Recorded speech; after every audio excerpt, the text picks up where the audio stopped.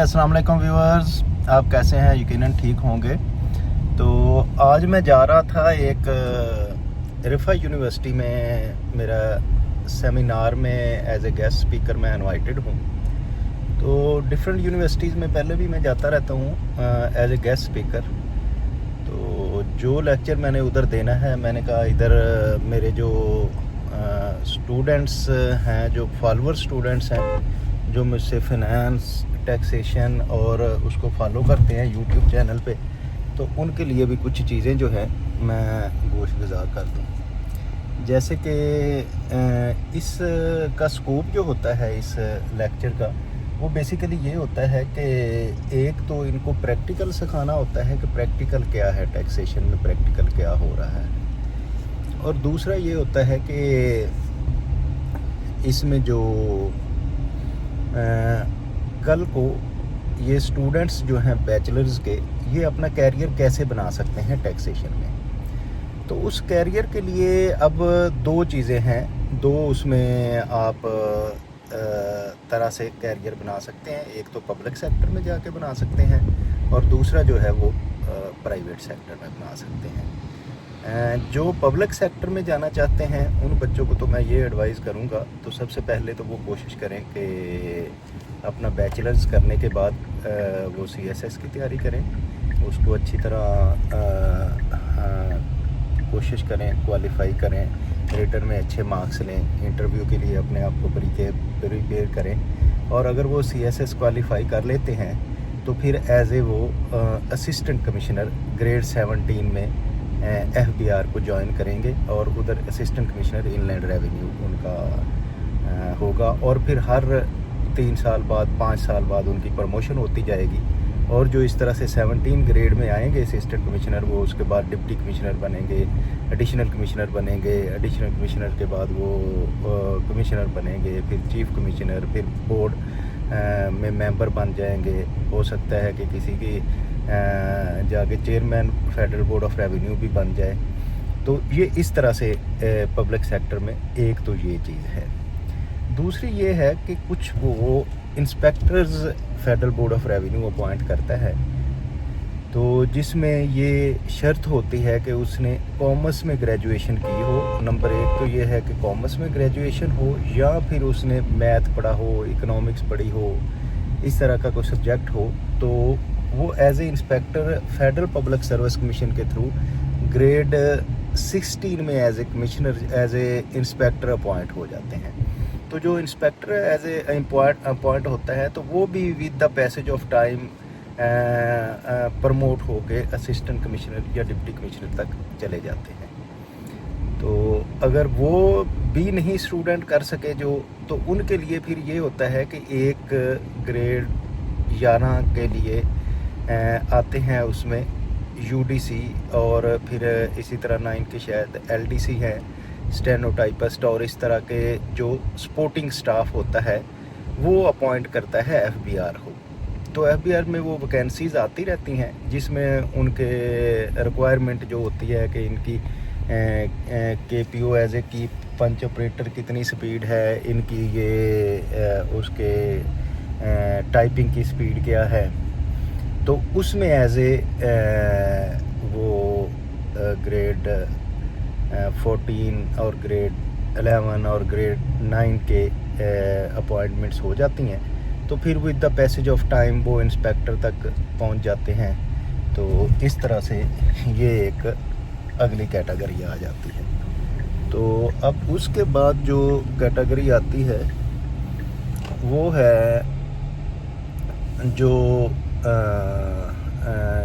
निचला स्टाफ है। वो ये जो स्टूडेंट बैचलर तक पहुंच गए हैं, या जो स्टूडेंट मुझे फॉलो कर रहे हैं, उनके लिए तो मैं नहीं कहूँगा कि वो उसमें हैं, लेकिन फिर वो एक नीचे क्लास 4 होती है, जिसमें ड्राइवर्स, माली, स्वीपर, ये वो लोग, ये भी FBR के एम्प्लॉई हैं पब्लिक सेक्टर में। और फिर एक लॉ ऑफिसर्स अपॉइंट करते हैं कोर्ट्स के लिए। कोर्ट्स के लिए लॉ ऑफिसर आते हैं उसमें फेडरल बोर्ड ऑफ रेवेन्यू में।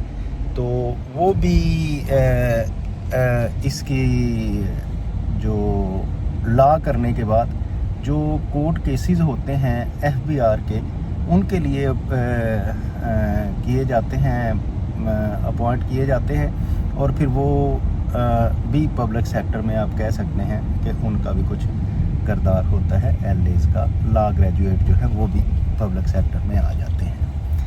तो ये था पब्लिक सेक्टर जिसकी मैंने सारी आपको बात बताई। तो अब अगर आते हैं हम प्राइवेट सेक्टर में, तो प्राइवेट सेक्टर में जो बच्चे जाके आगे CA करना है जिन्होंने, या ACM में करना है, तो वो ऑथोराइज रिप्रेजेंटेटिव बन जाते हैं किसी भी टैक्स पेयर के, कि उसके अकाउंट्स वगैरह को संभालते हैं और जाके फिर उनकी बिहाफ पे जाके आगे FBR के ऑफिसर्स के सामने अपीयर हो सकते हैं, कोर्ट्स में जा सकते हैं, या जिन स्टूडेंट्स ने लॉ करना है, लॉ कर लिया है, तो वो भी एज ए एडवोकेट उधर जा सकते हैं और ऑथोराइज रिप्रेजेंटेटिव बन के रिटर्न फाइलिंग का काम कर सकते हैं, फाइलिंग वर्क और फिर एपलेट वर्क। फाइलिंग में ये होता है कि जो अकाउंट्स बनाने और रिटर्न फाइल करनी होती है वो फाइलिंग वर्क होता है, और जो जाके अपीयरेंस आगे होनी है ऑफिसर के सामने, कमिश्नर अपील्स के सामने, एपलेट ट्रिब्यूनल में या कोर्ट्स में,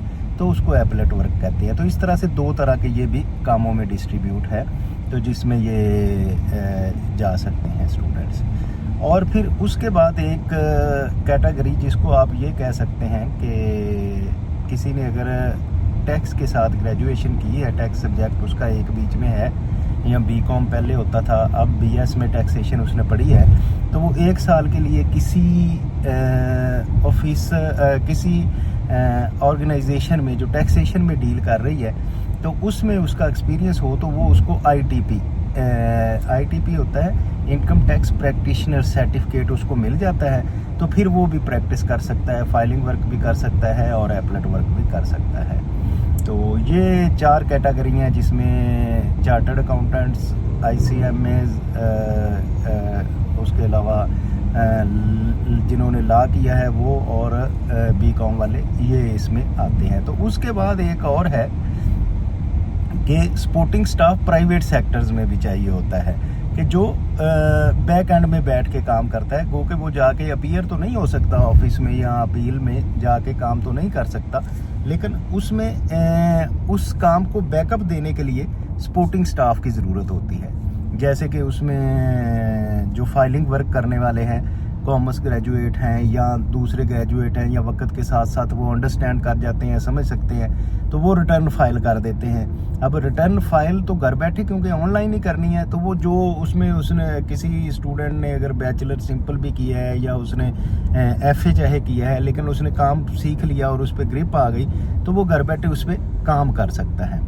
तो इसी तरह जो स्टूडेंट या इसमें किसी को सपोर्टिंग स्टाफ के तौर पे KPO चाहिए होते हैं, बस डाटा एंट्री करनी है, तो वो उसके बता दिया तो वो डाटा एंट्री कर लेते हैं, अकाउंट्स बना लेते हैं, तो वो भी एक प्राइवेट सेक्टर में एज ए अच्छी इनकम कमा सकते हैं, और बल्कि बहुत अच्छी इनकम कमाते हैं ये जो लोग हैं। तो इसमें क्योंकि with the passage of time अभी इसमें काफ़ी इम्प्रूवमेंट आनी है टैक्सेशन में, वो कैसे आप पूछेंगे, तो अभी तक जो है ना कोई 1% पीपल हैं जो रिटर्न फाइल करते हैं, ठीक है, पाकिस्तान की पॉपुलेशन का।